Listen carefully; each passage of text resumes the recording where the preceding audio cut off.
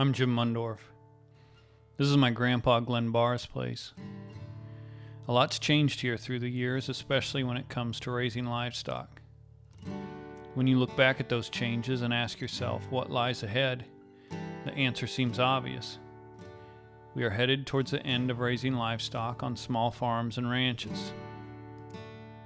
My grandpa bought this place back in the 40s when he got back from fighting in Japan. When my mom was growing up here, he milked 8 cows a day. They had chickens and gathered the eggs. He raised both cattle and hogs from the time they were born up until they were ready to be butchered. The dairy cattle and chickens were gone by the time I came around, but we still had the hogs and beef cattle. We called this building the hog house when I was a kid, and in the 90s the hog business changed, and we sold out right before the market collapsed. The hog market collapse of '98 was pretty much the end of raising hogs on small farms. Then in the early 2000s, due to market conditions and new environmental regulations, we got out of the cattle feeding business as well. Now we just have these cows and we raise their calves up and wean them and feed them until they're ready to sell. Then we take them to the last truly competitive market there is left for livestock, which is our local sale barn.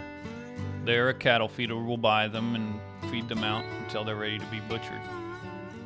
As a kid, you don't really realize the significance of things that are happening, like when the last hogs get shipped off or the last loads of fat cattle leaving. But as you get older, you look back and realize that these were drastic changes, not only to this place, but how all of rural America actually operates. During my lifetime, the number of animals needed to make a profit has constantly and at times drastically increased. Where does that end? This place has went from raising dairy cattle, chickens, hogs, and beef cattle to now just raising feeder calves. And now Grandpa's hog house has become our calving barn. And we're also raising kids with Grandpa's love of working with livestock in their blood. What will they be left with? If the trend continues, it seems it's only a matter of time until the last head of livestock gets loaded up and leaves this place. Unless, of course, something changes. But how do you stop trends that have left this country littered with empty barns and empty pens and broken dreams? That is what I intend to find out.